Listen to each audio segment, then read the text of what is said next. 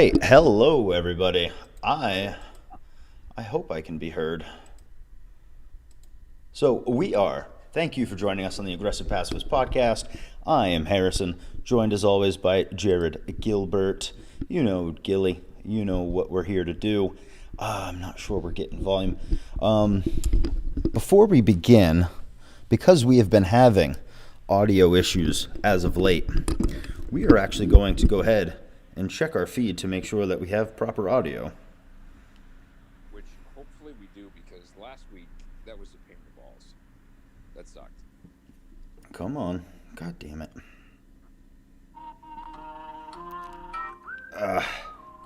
So anyway, Jared, what's going on with you? It's been a Monday. Yep. See, that's a problem. I can't hear you. Oh, shit. Can I hear you now, Jared? Can you hear me now? Well, fuck. No. Of course. You can't hear me now. There's always something that fucking happens. We can never just have an episode. We can, but they're very few and far between.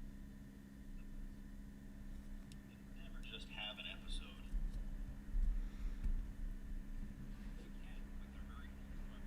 episode. So, Jared, you're coming through on that end, but I cannot hear you. So, that's not cool. No, that's going to make shit weird. Because I can't hear anything I just can't hear anything you're saying, Jared. How about now?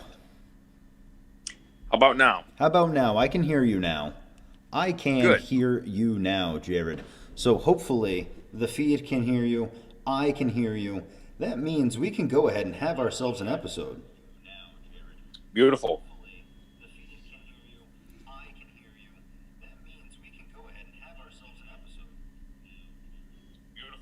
All right, that means we're good, we're golden, we're ready to rip. All right, thank you everybody for joining us on the Aggressive Pacifist podcast. I am Harrison, joined by the beautiful, as always, Gilly. And you see Gilly on the screen. That is him, I swear to God. No jokes, ifs, ands, or buts about it. So tonight, we're going to talk about homelessness, the causes of homelessness, and the solutions for homelessness, all in the framework of without having to really get the state involved. What can a free society do when it comes to homelessness and dealing with it, and what can a free market do that a state just simply cannot? So before we really dive into this, I want to say that if you go over to Amazon, I know everybody hates Amazon, type in my name, Harrison Kemp, you will find my latest booklet dealing with this issue. It's a quick read. It'll take you probably 45 minutes, or you can find it on harrisonkemp.com in the blog section for free, whichever you choose. So, Gilly, why don't you go ahead and, before I kind of bring up some screenshots here of some of the math, why don't you go ahead and just lay the groundwork for what we're going to be talking about here? Right. So basically, the gist of what we're getting at is how economics works and how the government seems to royally fuck up economics in every way, shape, and form. And it kind of stems from the fact that the government wants to get involved in literally every aspect of everything in everyone's lives, up to and including how they make their money and what cut the government gets of the individual's money. Well, the problem that folks run into when they desire a state-controlled economy is the state they have free reign to alter the market. And, everyone nowadays is talking about government regulated or socialized healthcare, where the government takes over healthcare and every aspect of it. So when the government owns a monopoly on anything, let alone healthcare, you see a decline in quality, you see a decline in productivity, yet the demand stays the same. However, if the government controls, who gets what for prescriptions, who's prioritized, almost creates like a breadline type healthcare system, which we've seen in Europe, we've seen it in Canada, we've seen it all over the world where they have socialized medicine. And the average citizen is not a huge fan of it. So for folks to say that they want the government to be run like a business, well, when the government runs anything, they run it as inefficiently as possible, and they get all of their products and they get all of their resources from the lowest bidder. So to say that that would be the most efficient way to have a productive society is pretty far-fetched. But I'm going to get off on an economic tangent here, Harrison, unless you drag me back into the lines. Yeah, no, I think you just said a lot of good stuff. You laid the groundwork for what we are going to be talking about here. And, talking about minimum wage, which is something that indirectly contributes to homelessness, a lot of these things, it's not that there's one central issue that has caused it. It's usually a combination of several things. So right now on the screen, if you're looking at it, what you'll see is some math, some basic math for an increase in the minimum wage. Right now in the state of Maine, the minimum wage is $12.15 per hour. So assuming that we have a team of workers who all work full-time at 40 hours a week at $12.15, there's a total of $4,860 a week in wage expenses that the company has to pay out. Now, if we increase the minimum wage $2.85 up to $15 per hour, we see that same 10 workers at the same 40 hours now earn $6,000 per week in wage expenses. Well, that's an increase in $1,140. So that's enough money for 2 additional employees. That's enough money for 2 additional employees plus some added money into everyone's paycheck. That's a little bit more money that could have gone back into enhancing the product line, into getting management more in line so that way everything was more streamlined. It could have gone into buying better Back into and benefits. cheaper products. Like, that's a lot of money that now they have to spend that's just going to increase the overall cost of the goods. So go on, Jared. What were you going to say? Well, and with that increase, instead of paying that increase, even with a third of, the employees at what would be $15 an hour, even if you contributed a third more instead of bumping everyone up to that 15, you could still give back and put back into your company better benefits, just like you said, raises, bonus plans, whatever the case may be, and still maintain quality work as opposed to, having to cut people, and then you take less experience and less bodies to try and achieve the same goal because it's going to cost you too much money. Yeah, and that's why you see such a big push these days for automation and, for streamlining the process, getting the man hours down, cutting people early. It's because there's no incentive to keep people on at the same way that they used to. Right now with the minimum wage, for instance, what happens is it prices people out of the labor market. That's one of the big issues with the minimum wage is, I'm going to, here in a second, I'll have finished getting this screen clip ready, but it's just more basic, simple math on what happens when you price people out of the labor market, when you increase the cost of inputs. And let's see here, image, add. So basically, let me see here. I know I should have had this ready before. So if you look at your screen right now, what you'll see on chart number 1 is that at the production, if you have a production output of $30 an hour and the minimum wage is $12.15 an hour, it doesn't affect you. You're so high above it, you're above what we call the market clearing price. It's not going to affect your wages. But if you go all the way down to the $10.25 to $14.75 output per hour group, then, and the minimum wage is $12.15, then only not even 58% of that group actually falls into the employable rate, because the state has made it illegal to hire them because their production is too low. So once you get down into the 7 to 10 and the 5 and below, absolutely no one can find a job. So just using basic math, you see that people are priced out of the labor market. So, and Which then if you look a little further, give me one more second, Jared, and then I'll let you go. If you look at this, I actually did the math out for what would happen if we eliminated the main state minimum wage, just brought it down to the $7.25 that currently is the federal minimum wage. And it's a $4.90 difference. It's a pretty big difference. And you see that at the 1025 to 1475 group, we now have 100% employment abilities. And in the $7 to $10 group, we actually have almost an entire 100% at 92.3. Unfortunately, that group that produces 5 and under is still unemployable, but we've increased employment by a lot. You know, 2 whole groups are now able to be employed in a way that they weren't before. So, you know, it's one of those things where you can say, oh, nobody deserves to earn less than 15. Everyone deserves to make 15 and earn a living. But that's a feel-good thing. That's not a real policy. Like, if you're going to make a policy, you have to actually look at the long-term effects of that policy, not just how does it sound, how does it feel in the short term. And yeah, you know, paying everybody $15 an hour in the short term sounds really good, but in the long term, not everybody's worth 15, and not everyone wants to pay 15 for the services that someone is providing.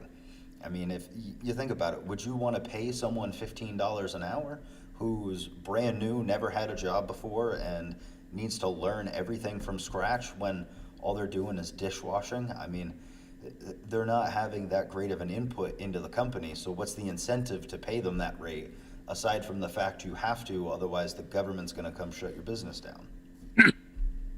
Which the other offset to that being your more seasoned employees. You know, let's say that you have an assistant manager at a restaurant that makes $15 an hour now and is managing folks, you know, who are right in that $12.50 threshold. Well, when minimum wage gets bumped up to 15, you then have to offset and compensate your other employees accordingly, because obviously a manager at making $15 an hour prior to is not going to continue to do that job for the same money as, for lack of a better term, they're lessers in that field. Just like the way that I look at it is, you know, I've worked at a car dealership for 8 years. I make a certain amount of money. If, you know, I'm still an hourly employee, so, you know, my hourly rate factors into my thought process. If the minimum wage gets bumped up, let's just say it gets bumped up $5 an hour in the state of Maine. Let's say that they wanted to do something crazy and bump it up $5 an hour. So now your basic guy, your oil change guy, is making the same amount of money as someone that's been to school, someone that has to, you know, go get certifications for that position. You know, they have to have a state inspection license. There's other prerequisites that get you to that point. So now, not only do you have to pay your oil change guy, you know, your entry level position, $15 an hour, you have to go up the ring and figure out who you can afford to lose, who you can afford to cut, and where those cuts are gonna come from, so that you can afford to pay your low level employee $15 an hour, or that large of an increase. So when people say that, you know, minimum wage helps small business, it helps, you know, it helps the average guy. No, it really doesn't. Because what if I wanted to hire somebody at $10 an hour and teach them how to work on cars, and teach them, you know, how to go out and get their state inspection license, and how to go out and get their ASCs, and how to go out and improve and further their education. If I could make a consensual contract with somebody to make less than whatever the minimum wage is at that point in time, I could afford to go do that. Right now, why am I going to hire, just like you said, why am I going to hire someone brand new and pay them $15 an hour for the minimum wage? It could afford to go do that. It's ridiculous. Right now, why am I going to hire, just like you said, why am I going to hire someone brand new? Yeah, no, it absolutely is. It's one of those things that a lot of people don't ever think about it past the feel good part of it. Just like with zoning laws. Zoning laws are something that help to contribute to this as well, where they say you can only have so many people that live in a house, that live in a dwelling, you know, and they'll set requirements on how big a dwelling can be, how many rooms have to be per square footage, and all these types of things. And It's it, it creates what it does is it actually limits the amount of housing in the market because it makes it harder to build a house. It makes it harder to be more compliant. And they've got all these friggin' codes that you have to follow that really don't have anything to do with safety. You know, they're a lot of them, like with the electrical codes, they're valid because, you know, electricity can very quickly destroy a house. But the flooring codes, a lot of them are dumb because they have nothing to do with integrity of the floor for the long run, you know. So, and it just, anytime you need to get more people involved in the production of a house artificially, and you need to bring the government in to make sure that it's properly built and inspected, and it just drives the cost up. Not to mention the taxes. You know, taxes drive the cost of anything up higher. So if you've got a two-bedroom house that there's no property taxes to be paid, would be say $500 to rent. Well, you had property taxes on, now you're paying $600 a month. So then you're just making it harder for people to find houses, and that's on top of all the other taxes they've got to pay. So it's not that there's any one key element that is causing homelessness all on its own. It's that there's many contributing factors. And of course, let's not forget too that people do make personal choices. Some people make choices that lead them down bad roads, that lead them to lead really bad lives. So, you know, let's not take that out of it as well. And getting on like a very broad spectrum, you know, this is something that I've seen personally. And I'm going to get off on a very quick tangent, and then I'll let you reel me back in. But just to give you an example of how quickly someone can become homeless and what some of those factors are that can literally screw someone up. You know, they ruin someone's life to the extent where, you know, even if they have the best drive in the entire world, even if they have all the motivation, they have the system working against them. I have a buddy of mine who ended up getting out of the military. We were old Army buddies. He was married. He has 2 kids. Well, after he got divorced, he had to start making child support payments. And his ex-wife was not reporting that he was making child support payments. So after a couple months, he ended up getting nailed with felony failure to make child support payments. This dude did everything right. And after he he essentially went to prison and had that felony on his record. And anytime he went to go anywhere to go try and get a job, he had to explain why he went to prison and what that sentence was for. And over pure deception, this dude has a hell of a time trying to get a lease on an apartment. Because of that stigma, he has a hell of a time trying to land any type of income. Any job's going to be like, oh, well, what's this on your record? You know, a simple background check's going to pull that up. And this dude has to fight tooth and nail just to be given the opportunity to try and make something for himself. Like I said, one of the most motivated guys I've ever met in my life. But because of all that excess stigma, based on a lie, based on something that never should have happened, and it ruined his life.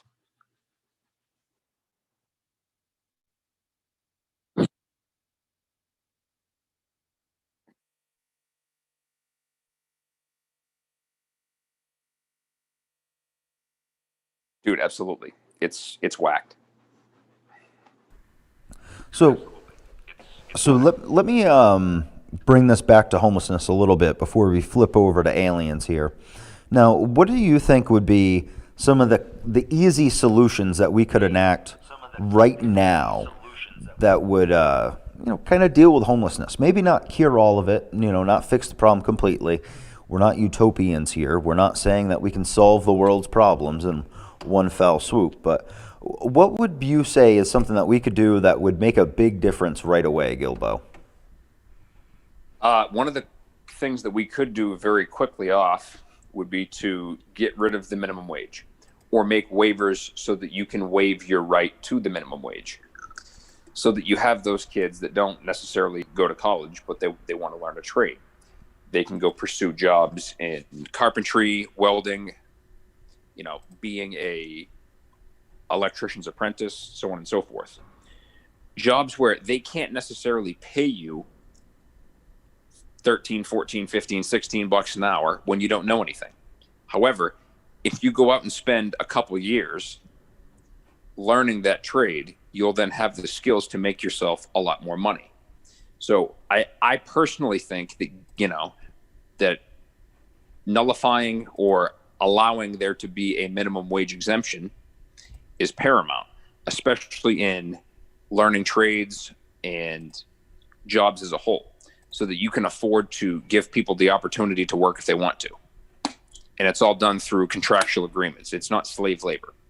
If you're not agreeing to go out and make $10 an hour, then no problem. No one's going to hold a gun to your head and make you do it. But you should have the opportunity, should you choose to take a little bit less money if at the end of the day it means that you're going to learn something or you think that you're going to benefit from it. You should have the ability to waive that and to work for less. If it's consensual, obviously. Well, yeah, and one thing that everybody always likes to forget is, unfortunately, the hard truth is, not everyone is willing or able to produce at, the $16, $15 an hour that's required of you if you're going to earn $12 an hour. You do need to produce enough for your employer to have a little bit of money. Otherwise, why are they going to hire you? I mean, yes, they, in some cases, dire emergencies, they do hire staff at a point where they're not making money or breaking even because they just, for customer outflow, they need it. And on that one person, they can lose because, but that's the inner workings of a business. That's not like an overall policy. So I think it's what we should be trying to do, like you said, is make it easier for people to sell their labor and make it done through a contractual manner. And yeah, you really still hit the nail on the head there with those minimum wage waivers, which is something I brought up in my booklet. So I would advise everybody, if you want to learn more about that, take a deeper dive on that, go to harrisonkemp.com, go to the blog section. It's right at the top. You can download it for free. Or if you go to Amazon, type my name in, boom, both of my books are right there. So yeah, Gilbo, I think that you kind of cleared that one out. And now we can move on to aliens. Not homeless aliens, just aliens. This segment is going to be Harrison Kemp dominated because old Gilbo Baggins doesn't know shit about aliens. Well, aliens is Harrison, a pretty... Take it away.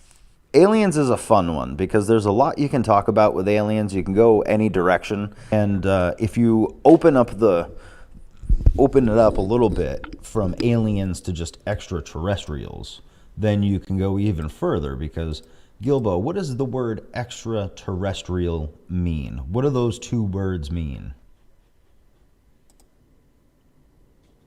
Extra is, the way that I would look at extra is in addition to or more than a plentiful amount. Terrestrial is, I've always viewed terrestrial as like a, outer space organism or something like that. Well, the definition of the word terrestrial. The definition of the word terrestrial is actually a pretty down-to-earth word. Oh, hold on a second. So, of or relating to the earth or its inhabitants. That's what the definition is. It's of or relating to the earth or its inhabitants. That's what the word terrestrial means. So, when I think of extraterrestrial, I think of more Earth. You don't have to think of aliens from outer space. Do you see? That's what that word means. Now, you got to smoke a lot of weed to realize these things. But when so that brings me to Alan Byrd. Actually, is the first thing that would bring me to is Mr. Admiral Byrd, who was responsible for many of the trips that went down to the Antarctica that were able to discover that, hey, there's a lot of land here that we didn't notice before. And there's a lot of resources here we didn't notice before, and a lot of scientific inquiry here that we weren't aware of before. And then, after Admiral Byrd died, they found his diary in which he was talking about getting in fights with Nazi UFOs and aliens and the Hollow Earth entry. So Admiral Byrd really led to a lot of inquiry into what the hell is going on with the aliens, and are the aliens from outer space? Are they from here?